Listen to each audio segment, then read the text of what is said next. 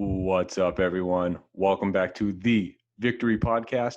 I'm your host, Steve McGrath, and this week, we have another big-time guest for you. It is the 13-year NFL vet, the two-time Super Bowl champ, the all-pro at not just cornerback, but also safety, part of the Big Blue Wrecking Crew. That is Mark Collins. Mark now runs 2-5 Sports. He helps kids work the recruiting field for not just football, but a whole bunch of different fields as well. And he took the time to talk about his career, everything that he learned playing for Barcells and for Belichick. But before we get to that conversation, I have to remind you that we are brought to you by Team Builder. And Team Builder provides strength and conditioning software to more than 500 high school football programs nationwide, as well as the NFL. So whether you write your own programs, have a full-time strength coach, or you need a training program, Team Builder can make your weight room more efficient, more accountable, and smarter when it comes to measuring your team's progress.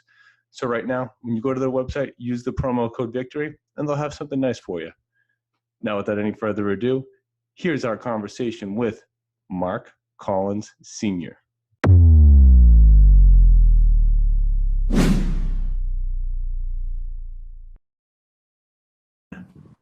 Boom, we have Mark Collins Sr. on the line, two-time Super Bowl champion, the mastermind behind 2-5 Sports. Mark, how's it going today? Good, Steve. How are you, buddy?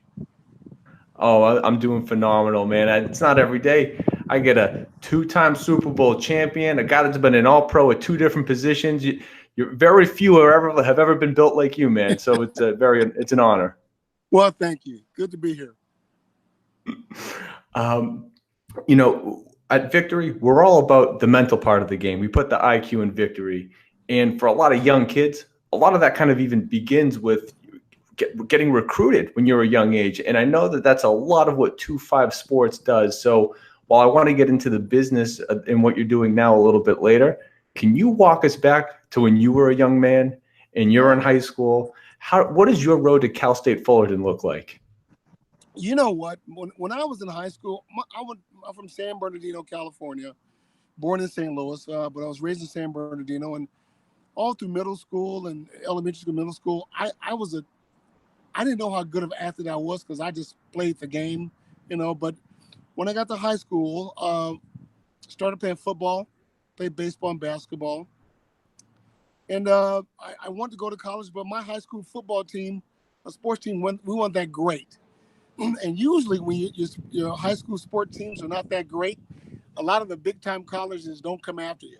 So I fell into that pot, and the big schools didn't come after me, but Cal State Fullerton was one of them that gave me the opportunity to go to college and continue my education.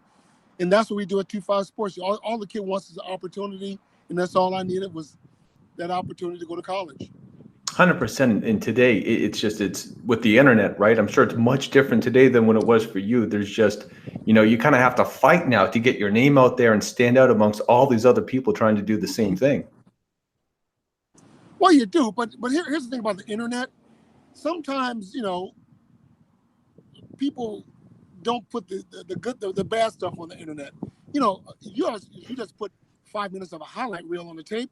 The coaches want to see what you do when you don't get the ball or when you're not, in the play. They don't want to see if you're standing around or what are you doing. So I encourage players of all sports to put other plays on there too, not just your good ones. The good ones, it takes a coach a good maybe 2 or 3 minutes to find out that you can play. But they want to see what happens with you when you don't get the ball, when your name isn't called. What are you doing? Are you sitting by yourself? Are you moping? What are you doing? Are you hustling on the play? Or are you just standing there? They want to see all that stuff as well. Oh, absolutely. And we just had someone on, I'm blanking on the name, but it's you know what, it was Corey Jackson. He talked about it's your behavior, your effort, the things that you can control. And when you do it, when things aren't going your way, that's what makes a difference. Exactly to your point. But, so you get your opportunity, you're at Cal State, and you work your way up into being a very high second-round pick. You get drafted by the Giants right after a good 85 season, but of course the best was yet to come. Now, I wanted to ask you now, you said that you were just playing. You were enjoying the game in high school. I'm sure you had to raise your level when you got to college. How did you mentally get yourself prepared to play in the NFL? Now to play against that high level of competition? That's a great question. It's one that probably can't be answered. But I'll tell you what I did. Me leaving high school going to college, my main goal was to just play, to get on the field, to make the traveling squad. They have traveling squads in football. If you don't make the traveling squad, you stay home. So my thing was, well, I want to travel by any means necessary. I want to travel. So when I got recruited to Cal State Fullerton, I was a running back. I never played defense. So our head coach, Gene Murphy, came into our offensive meeting room and said, guys, we have a problem. Does anybody want to play defensive back? So we had 18 running backs in that room, and I would venture to say maybe 10 were on scholarship. So I looked around and nobody raised their hand. So I raised my hand, and I went from the offensive side of the ball to the defensive side of the ball, learned defense corner pretty quickly, started my freshman year, started my sophomore year, all conference, second team all conference. It's my third year, I was first team all conference. My fourth year, senior year, defensive player of the conference, first team all American, and drafted by the Giants. But to answer your question, you can never prepare yourself for that next level. It is what it is. Those guys on the next level are better than the best college team in sports now by 10, maybe 20. So it's hard to prepare yourself for that. Yeah, I would imagine. But that's so cool. I didn't know that you actually changed positions while you were at college, and the Yeah. fact that you did, and you were so successful to play your way into being an All-American, and then to get drafted as high as you did, only playing the position a few years. I mean, it's a testament to you must have just attacked that head on. What's the mindset? You'd be amazed what you can do when you put your mind to it. I've always been the total optimist. I can pretty much do anything if I put my mind to it, without being stupid. Without saying, "Oh, I can do it," and you can't do it, then bad things happen. But I'm always optimistic that I can get it done, and I usually get it done. And speaking of getting it done, your rookie year, you're getting a lot of playing time, which is something that not a lot of rookies can say. And you just hit the ground running. So let's just talk about that rookie season. You have to acclimate, which of course you do, and it's a Super Bowl year. Guys will spend their entire lives chasing that, and you get it, boom, first year. Yeah. Do you remember that first run, what it was like for you, just trying to, get your bearings and make sure that you were playing within yourself? Well, the same mindset I had at Cal State Fullerton. My mindset when I got to New York with the Giants in the National Football League was, I'm here to, take somebody's job. And I'm here to play. And when you get to the National Football League, the coaches don't care where you went to school or anything. They want to know, can this person help us win a championship? So when I got to the Giants, and I just studied the playbook, worked hard, learned as much as I could, and I cracked the starting lineup. I started 10 games in the 86 season. But that was the mindset. I got it done. And no ill will to the person I beat out, Elvis Patterson. But it's all about respect. I went there to do a job. I have people to take care of, and my mindset was, I want to be a part of this, and I made it happen. So to skip ahead a little bit, not only did you do that, you ultimately become an all-pro corner. I mean, you took that mindset to the highest level you can take it, to be recognized in the league at the best at your position. So, I mean, it just goes to show you that taking someone's job wasn't enough. You took it as far as you could go. Well, that's the mindset that a lot of players don't have. I've been fortunate to speak to a lot of the draft. The Chiefs invited 3 years ago to speak to the draft picks, Patrick Mahomes' class, about being a professional, the mindset. And one of the first things I told that class was, you got to get this in your mind. This is a job. This is a production business. You got to produce. That's it. And as soon as you know that this is a business and not a game, the better off you'll be. And if you're not willing to walk on that field and take another man's job, livelihood, this isn't for you. It isn't. And that's just how it is. Dayton Moore, a good friend of mine, the general manager of the Royals, we talked about this, and I spoke to some of his guys about the same thing. It's a mindset. Hey, you got to walk in and act like you belong here with the mentality you belong here. You got to do whatever it takes to stay here. That's within the confines of the rules of the game. And a lot of the players get it. A lot of them do. They get it. Yeah. Well, you were obviously one of the guys that did get it. And just to kind of look overall at that Giants run, particularly 86 to 90, those two Super Bowl runs that you had with, in 87 was a down year. So it's not like it was all gravy the entire time. How did you guys take care of that Super Bowl hangover the next year? What was that season like for you with Parcells and Belichick, I'm sure, screaming at everyone? Well, that was tough because after 86 came the strike year of 87. And our strike team wasn't very good. They lost all 3 games that we were out. But, those are things that happen in business that you can't foresee. I mean, you know it's coming, but you don't know how bad the strike's going to be or what the league was going to do. Out of our control. But we came back, and I think we finished that year 6-9 or whatever it was. I forget.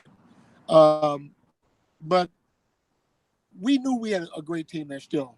The nucleus was still there.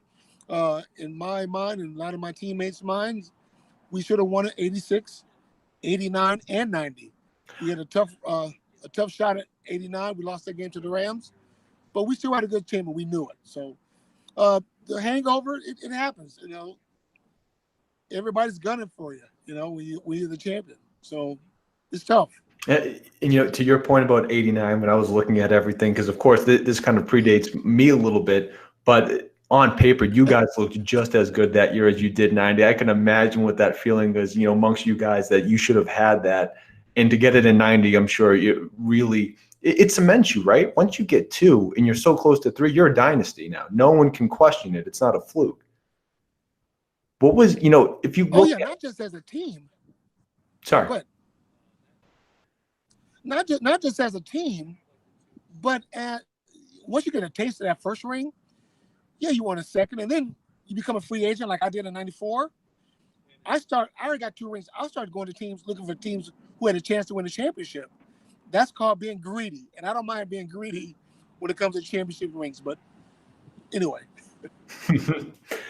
Now, I have to ask. I'm sure you don't even want to answer it because you've probably been asked it so many times. When you look at 86 and 90, which team was better? How? Because it shifts a little bit, right? Each team, it's a little bit different, even if the core is the same. Why was there sustained success? And ultimately, which team do you think was better suited?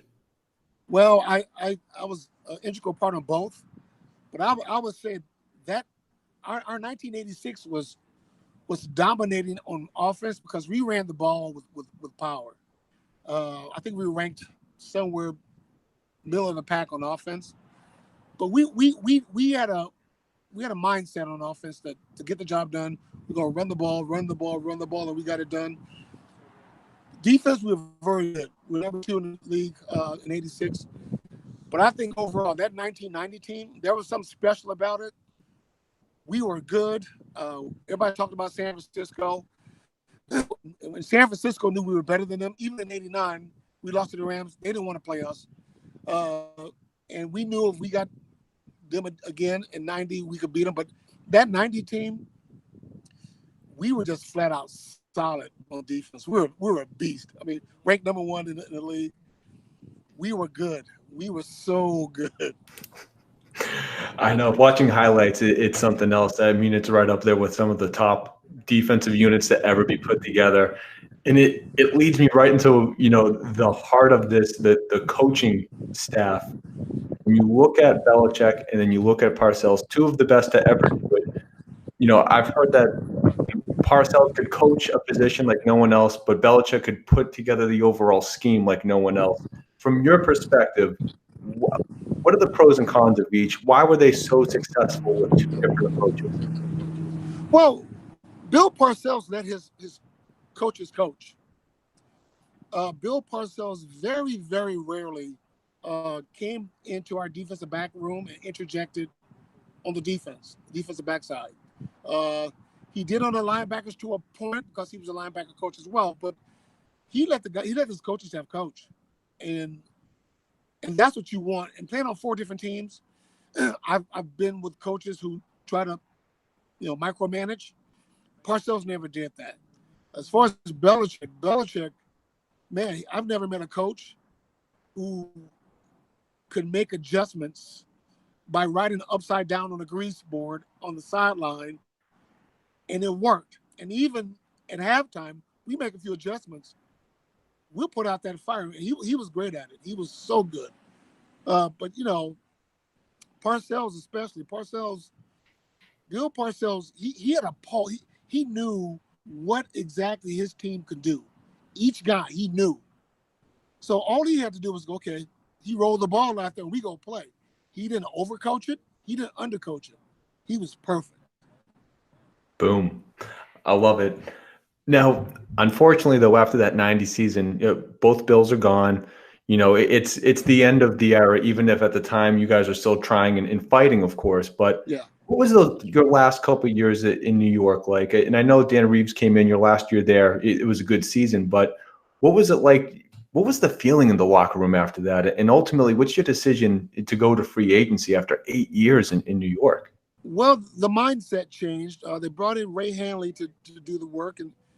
And Ray really, I think Ray couldn't hold the staff that Bill Parcells had, and brought in a lot of coaches who came from non-winning teams, and it didn't work. It just didn't work. I mean, we tried to battle. Our defense went from number one to like 20th, 23rd. He brought in Rod Russ as our defense coordinator, and Rod was with New England for a while, the Patriots, and their personnel were not like our personnel in New York with the Giants. So he was trying to make a round circle into a square peg, and it just didn't work out. Yeah. So ultimately, then, is it easy for you when you hit free agency to be like, you know what, I want to find another winner because this no longer is what I feel is my best shot? Well, I wanted to stay. When Dan Reeves came, I played well, and I talked to the front office. I would like to, re-sign with the Giants, and they kind of him and hawed a bit, and then they kind of waited to the last minute, and I know how this league works. They were going to screw me. I knew they were. I heard George Young put out a couple of poison pills out in the league. They're saying that if anybody offers Mark Collins a contract, we're going to go after you and we're going to get whatever. And this is fact. I talked to a few general managers. This is what was told to me. So then 4 days before the draft, still waiting on the Giants to appoint, but I've already talked to the Kansas City Chiefs, and I already inked the deal with Kansas City, but didn't tell the Giants. Well, 2 days before the draft, the Giants called me and my agent and said, hey, we're going to go a different direction. We're going to let Mark Collins go on free agent. Well, by that time, I already told them, hey, I already signed with Kansas City. Then they got pissed at me. And then they took Jason Sehorn in that 94 draft. But that's how the league works. Like, again, it's not personal, it's business. That's how they ran it, and I just beat them to the punch. Yeah, you know what? They're used to the ones making the business decisions, not the players. So when you beat them to it, yeah. Well, good for you. I'm glad. And, Kansas, when I looked at that Kansas City team in 94, I didn't realize that you went on a team where Joe Montana was the quarterback. And beyond that, Derek Thomas is there. Marcus Allen's the running back.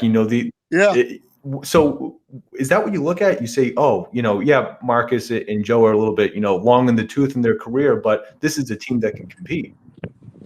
Well, the reason I went to Kansas City, number one, they went to the AFC Championship the year before. Lost to Buffalo in 93. And by that time, as I mentioned before, I'm chasing rings now. I want more rings. 2 is not enough. So I went to Kansas City because they were in the AFC Championship game. And Joe called me, Marcus, Derek, those guys called, so I came over. We didn't get it done, but our 1995 team had a great shot. We were 13-3 and had a legitimate shot of going all the way, but we didn't make it happen. And, I noticed that while you're at Kansas City now, you're moving from corner to safety, and this is where that 2-position all-pro comes in. Yeah. How did you adjust? Except, of course, it's defensive back. It's not a huge change in how you're looking at things, but it also kind of is. I mean, you're lined up differently. You have different responsibilities. What was the new position like for you in that adjustment? Well, for the first time in my 13-year career, well, at the time, 11-year career, as moving to safety, you can see the whole game. At corner, you're just looking at a third, looking in. You don't see it. You don't see everything. But at safety, you're in the middle. You can see everything. You can see the keys or offensive alignment, how his stance is. Is he going to pull a pass set? You can tell receiver stances based on the angle of how they're standing. You can read quarterbacks. Tell them Bill Parcells this when we played the Patriots one year. Every time Bledsoe came out of the huddle, he always looked to the side he was going to throw. Stuff like that you pick up on. It was great. I loved it. I could have played another maybe 4 or 5 years at safety because, especially now, you don't got to hit anybody. But it was fun, man. It was so much fun. Yeah, I can imagine the way you just described it. And I have to ask, Derek Thomas, obviously someone that I will never have the chance to talk to, but do you just have any sort of short story or insight on who he was as a person? Oh, DT was great. When I first came to Kansas City, Neil Smith, we're in the locker room, and Neil tried to start a little stuff up. He goes, MC, who's better, LT or DT? I said, man, listen, I don't want to get into it. Oh, come on, man, come on. I said, look, I've never seen another player like Lawrence Taylor. Lawrence Taylor, to me, is the best player, period, ever. End of story. Derek got mad. I said, hey, dude, I ain't trying to fight you, but I never seen this man, Lawrence Taylor, take a play off. Lawrence Taylor,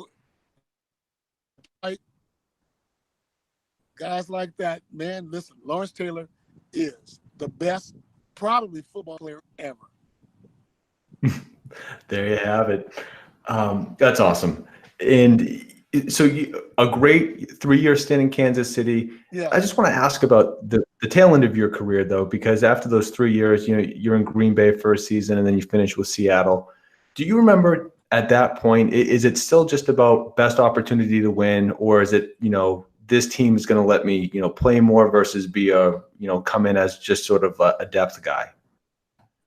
No, well, same thing. When I got released by Kansas City, after 3 years, I retired, and I went home to California. And then Ron Wolf called my agent and said, "Mark, you want to come to Green Bay?" So I went. Well, they did win the Super Bowl last year, so I went to Green Bay. Here's the funny part about that. Denver called too, but I didn't. Who knew? Denver didn't do anything the year before. They didn't win the Super Bowl.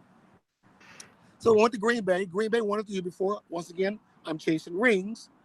And I went to Green Bay. We played Denver and lost. But I went to Green Bay to get another championship.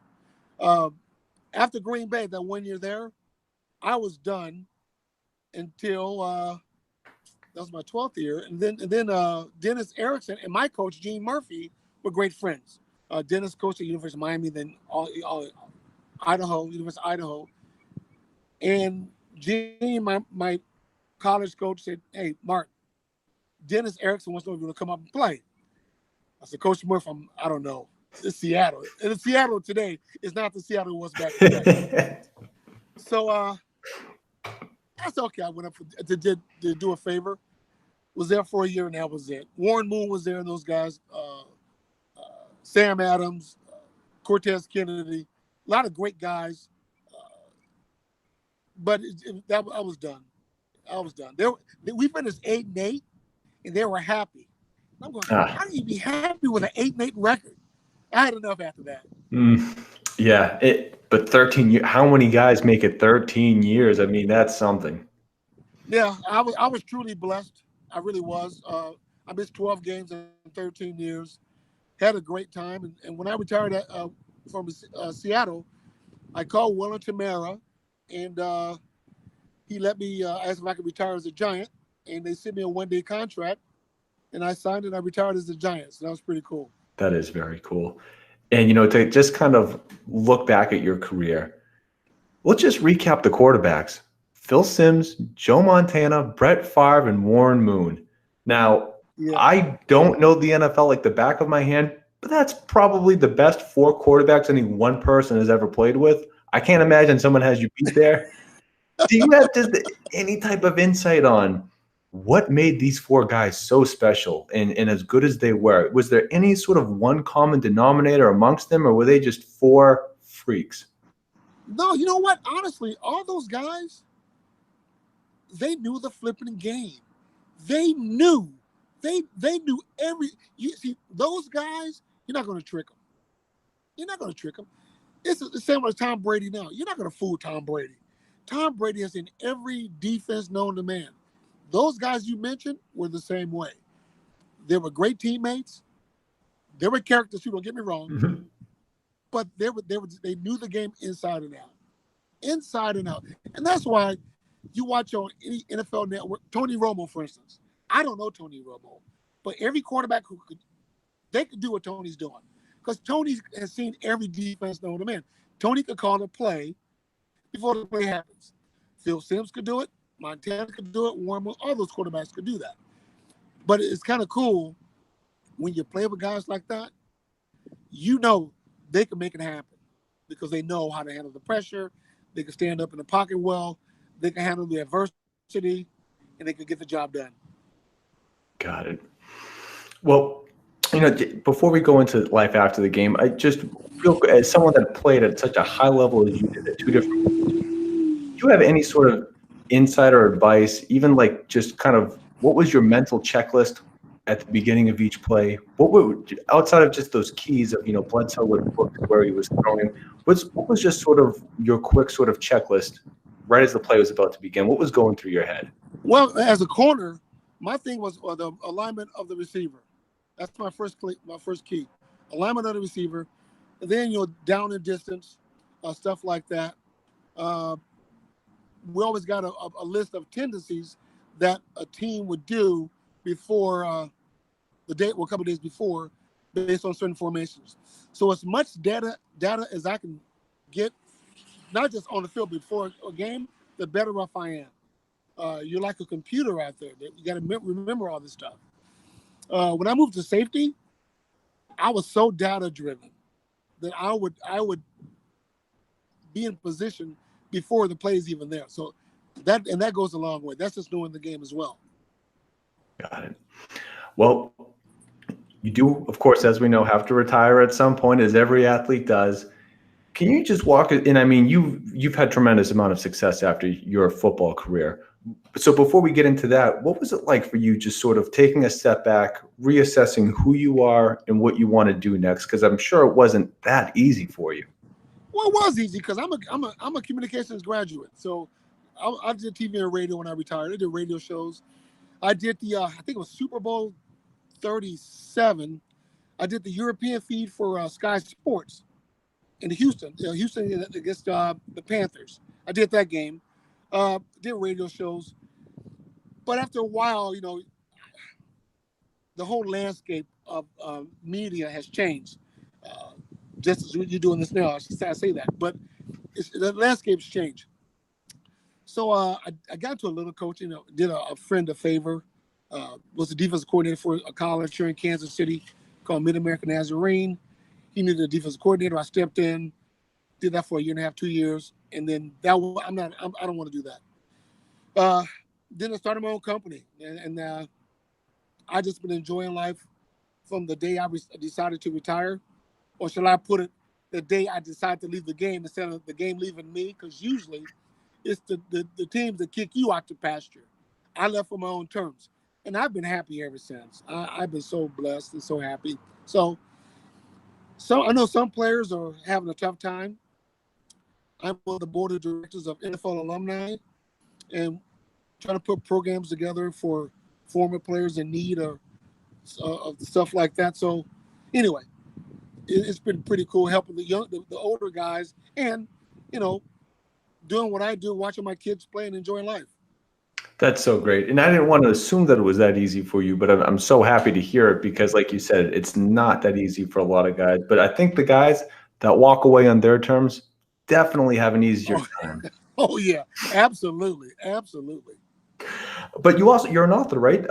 More than a game, I believe. You use that communications degree in a different way, and beyond that, the work that you've done at 2-5 Sports, it's been great. And so you want to just talk a little bit more about that and what you've been able to do to help kids sort of navigate that recruiting space? Oh sure. Now, first on the book, yeah, I'm well diversified. I wrote a book called More Than the Game. It's about a kid who was in Ohio, and everything. He's a great player, great student, but everything he does right, he takes 2 steps forwards, something happens and takes a step back. It's a sports murder mystery, and we'll leave it at that. But it's a fantastic book, and you can get on Amazon. And we're in the midst of writing the sequel. We're going to make it a pretty good deal. We got 2 or 3 more books in the hopper, and we'll get it going.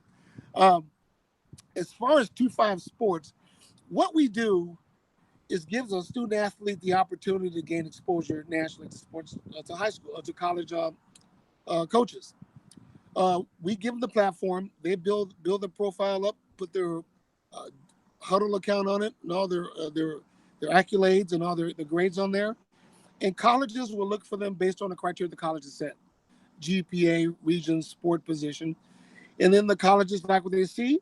It puts the button, the database pops up with all the athletes they like. If they like them, they'll contact them. We don't try to rate the players or grade them. We are just a facilitator. We just give these kids the opportunity.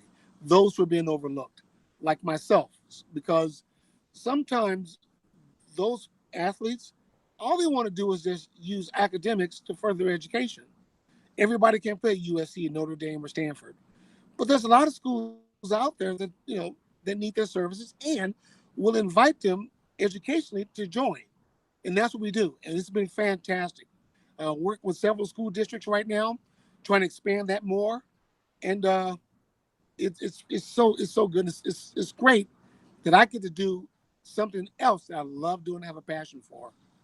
Awesome. And it's obviously something that we can definitely need, that can use a lot of kids to help get that out there, because it's not the easiest space. And, I'm sure there's countless kids out there that think that they are the diamond in the rough. They are the Mark Collins of, today's game.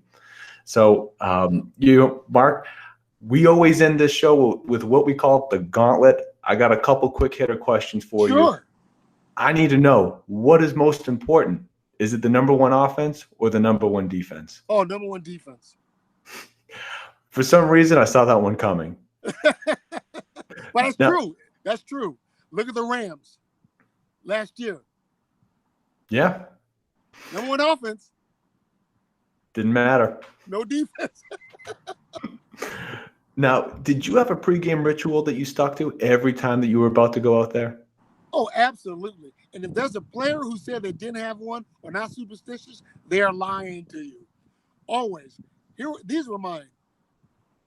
Based on what coverage we had as far as TV coverage, I had a spat for ESPN. I had an ESPN spat, I had a CBS spat, and I had a NBC spat. Fox came a little later, but by that time I was almost out the league. But my ESPN spat was the right ankle got taped first. Always. CBS, which was the NFC channel for a while, it was always left ankle. NBC was basically my wrist taped first and then my ankle, either ankle. Every game. That's it's a little thing, but that's what we did. And always, and if you pull any card of Mark Collins, my towel had always been on the left side. I started that back in my rookie year.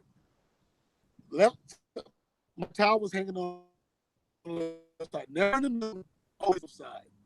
So those are my rituals. Other than that, yeah, I had the same song when I drove to the stadium and played all the time. But yeah, superstitions and a ritual, but it worked. As long as it works, it's all that matters. It worked. Now, do you have one favorite football memory?